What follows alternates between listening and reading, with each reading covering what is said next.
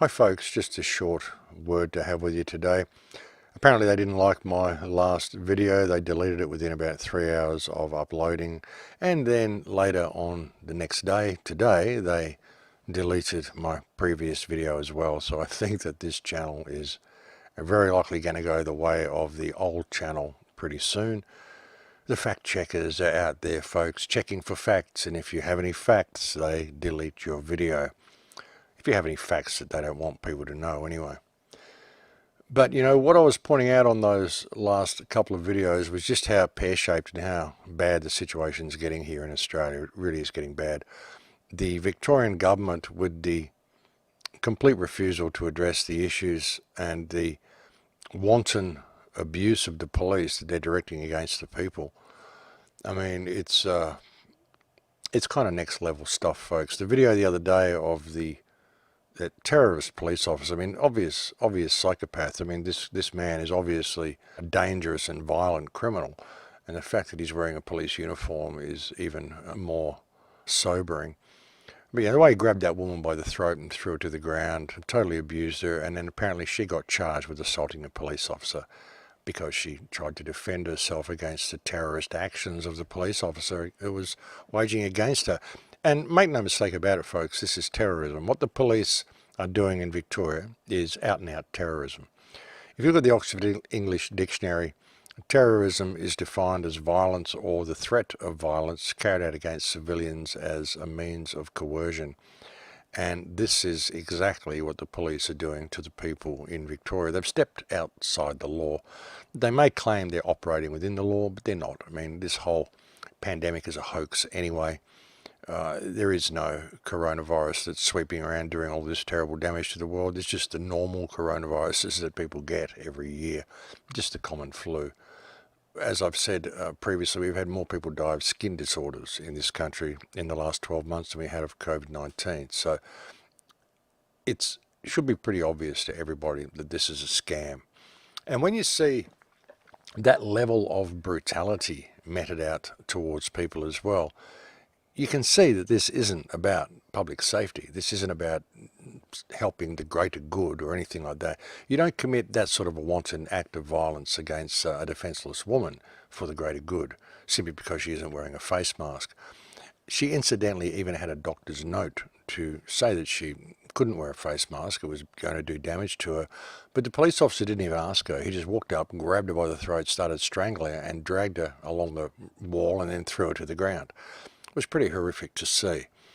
And the fact that this type of activity is being not only supported but promoted by the new police commissioner, Shane Patton, the Victorian Police Commissioner, he was just appointed last month, I think, or the month before in June, obviously got him on board because he's going to do the job that they want him to do. You look at his beady little eyes and the way they're smiling and condoning this type of activity. He's literally condoning and promoting this type of terrorist activity from his police force. And with this type of activity that the police are doing, I mean, they've stepped outside the line, they've crossed the line. They're no longer a valid police force. This is now, you know, I mean, the type of actions we're seeing from these police officers is things you'd expect to see from Al-Qaeda or ISIS or Al-Nusra Front. Certainly not from police officers in the service of the state. And the fact that the police are behaving in this manner really shows that they have no regard for law, no regard for actual law, no regard for the public good, no regard for safety or for protecting people. They're basically declaring war upon the people with these moves, and you can tell they want people to push back. That's why they're doing it, folks. This is a bait. That's why you'll see videos like this of a woman being beaten and, you know, teenage kids being beaten the way they were by thugs, cowardly thugs in body armour. Such cowards, these police officers, really. Big, tall guys in body armour beating up teenagers. I mean, you've got to wonder, you know, and even the gear they're wearing now, I mean, some of the gear they've got, I mean, this guy on the left here, I mean, you look at that. I mean, you've got to wonder how small your penis has to be to dress up like that in order to go out and beat up civilians. It's pretty crazy, folks. I mean, these guys look like they've got a sort of hard-on for the Marvel franchise. They look like they all belong in superhero movies or something, although they're far from heroes. But they got this Batman and Robin thing going on. It's laughable. They look ridiculous, by the way, but that's the type of image that they're presenting to the people, and that's what we get. So when you look at this, folks, you can see that they're baiting the people. What they're doing at the moment is they're searching for the alpha males.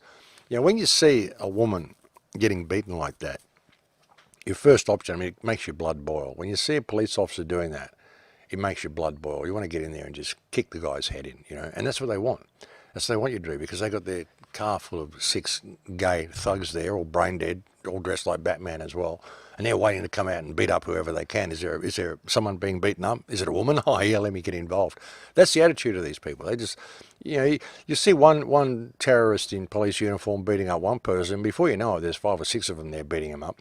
You know, they get as many people as they can onto one person because they're terrorists and they're thugs and they're cowards, and that's what they do. But what they're doing is they're baiting. They want the alpha males to come out. You know, little pockets of resistance to rise where you got, you know, a couple of dozen guys that are going to go and take on the police or something, so they can just take them down. You know, we need a pushback. We need the whole community to rise, but it can't just be the alpha males, because if the alpha males just stand up, they'll take them down, and that's what they want to do. And if the alpha males disappear, there'll be no one there to protect society. And what we need is all of society to push back. Everybody to break the lockdown, everybody break the curfew, everybody just tell the police to go stuff themselves. I mean, they're terrorists. It's as simple as that, folks. The police are terrorists. The Victorian government is a rogue government.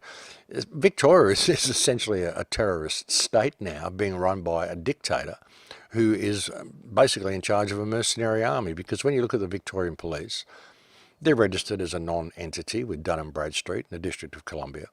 They're not an Australian force. They don't belong to the Victorian government. They belong to a foreign power. They're armed soldiers representing a foreign power who are on Victorian soil. They're basically a mercenary army that is basically doing the bidding of the globalist masters who are controlling them.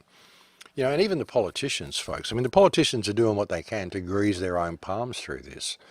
But the politicians are going the way of the dodo as well. Once all this turns over to AI, you'll have certain politicians there, but they'll be there in name only. They'll just be figureheads. You know, whoever runs the state of Victoria and the state of New South Wales or whatever, but they will eventually get squeezed out, and it will all go over to AI, and it will all be governed from a central point. And that is the way the whole world is going. And it's important for people to see that.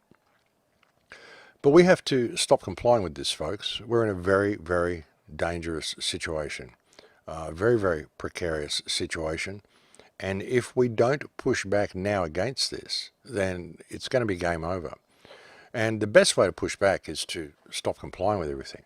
And, you know, they're speeding it out so much, folks. Like, they're really rolling it out quickly because they're scared. They're terrified. So many people are waking up. I mean, everywhere I go, I don't know anybody who thinks this pandemic is real. And I speak about it in shops, and, you know, I was in a shopping centre today and someone came up to me and said, "Oh, you're the guy from YouTube, you know, I love what you do, rah, rah, rah." And we had a big conversation out the front of the bakery, made sure everybody in the bakery and all the people sitting at the tables could hear what we were saying. We didn't get too many people who seemed to disagree with us. So, you know, things like that can make a difference. Just spread the word, keep doing, keep pushing, and say no. Realise that you don't have owners, and that's the crux of the whole thing, really. But again, you know, we have a very unique opportunity here in Australia, because ultimately, with everything that's going on around the world, these are tribal lands. Here in Australia, these are tribal lands. When the Crown came here, when the British came here, there was never any war. There was never any takeover. There was never any treaty. There was nothing. They just came here and never left. And the thing is that it's even been acknowledged under the Crown law here on this country that there are 2 laws here on this land. There's the Crown law and there's the tribal law. Because when Arthur Phillip first arrived here and he walked up the beach and he stuck the stick in the sand with the rag hanging off and said, "I claim this land for England," he had no right to do that because there was already 30 nations that existed here. And as soon as he walked up the beach and walked 7 paces up the beach and stuck his toe in the sand, he subjected himself to the law of this land. You can't just walk onto another country and stick a rag, you know, in the ground, stick with a rag hanging off it in the ground and say, I claim this country. This would be tantamount to me actually going to Europe and walking onto the beach in France and putting a stick there with a rag hanging off it with the Australian flag on it and saying, I claim Europe for Australia, because I can do it. I have the legal right to do it because Scott Morrison told me I could. And I'm not just claiming France, I'm claiming all of Europe. So that's what he did. When Arthur Phillip came here, he just basically walked onto the beach and said, I claim this entire continent. And he had no right to do so. He broke the law of the land as soon as he did that. And the Crown has actually admitted that. We had the Australia Act that came out and recognised that there are two mobs here. And then, I think it was in February this year, the Supreme Court decreed that there are three types of people on this land. There are aliens, there are citizens, and there are non-alien, non-citizen. And the tribal people are non-alien, non-citizen. They're not subject to the law of the Crown, they're subject to their own law. And the people of Australia could very easily treaty with the tribes, treaty with the tribal people on this land and step outside of Crown jurisdiction, because they have no jurisdiction on this country. They only have the jurisdiction that the people give them. You could always step back into Aboriginal law. Well, it's not even Aboriginal law, it's tribal law. That's kind of, the word Aboriginal is a sneaky one, which I'm sure you all know, but it's not even a legitimate word. These are tribal lands, and tribal law exists on this land, and that's a real way out of the mess that we're in at the moment in this country, is to step into tribal law and step outside of their jurisdiction. When you do that, I mean, the only way they've really got left to control you is via brute force. And if they do that, they're stepping outside of their own law, and they are basically declaring an open war upon the people. And that's really what they've done anyway. I mean, they're waging war against the people now without declaring it. But if the people treaty with the tribes, they can step outside of the Crown jurisdiction, step back into tribal jurisdiction. And then these brain-dead thugs and terrorists dressed like Batman with police written on their uniforms and walking around with, upside-down stars on their police badges, like, satanic pentangles on the Victorian police badges. I mean, you can't make this shit up. You can step away from all that because they have no control over you. They have no control over the tribal people. They have no legal right to say anything or do anything with the tribal people. And even under their law, though, I mean, even under their law, what they're doing, they've stepped outside the law. And frankly, with the actions that the police are taking against the people now in Victoria, because they've stepped so far outside the law, and they are simply acting like ISIS or al-Nusra Front, like I said, they're virtually a terrorist army, folks, and therefore any actions that the people now take against these people to repel them, these so-called police officers, must be seen as wholly warranted, wholly justified, and completely lawful. It may not be legal under their law, but it's certainly lawful because these police officers abdicated their right to have any authority over anybody when they stepped outside the law themselves and started committing acts of terrorism against the people, which is what they're doing. And Shane Patton, you should be ashamed of yourself, you disgusting terrorist you are, running your terrorist forces and setting them on the people the way you are. Little Nazi uniform you're wearing, beady little eyes.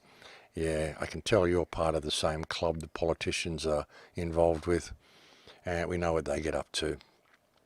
But anyway, folks, I'll leave it there. Like I said, just a short report today, just to let you know they've deleted my last couple of videos. I'll bring you something a little bit more creative in the next couple of days, probably tomorrow or the next day. And I want to maybe do a show on Tartaria soon, and just on history, and maybe get off this just for one show and get back onto something else. The problem is that things are moving so quickly that even having a couple of days off this topic, you end up with so much stuff going on because the world is changing so incredibly rapidly at the moment. That's the problem. That's why it's so difficult to get off this topic. But as I said in the last couple of reports, folks, watch out for next month, September and October. I can feel big changes coming in September, October. The roller coaster ride is just beginning, folks. We're just getting up to the top of the hill, and we're just about to go over the hill, and it's about to really start.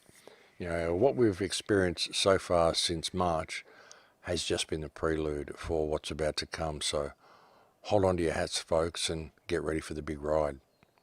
But anyway, I'll leave it there for now. Thank you for joining me on this short report today.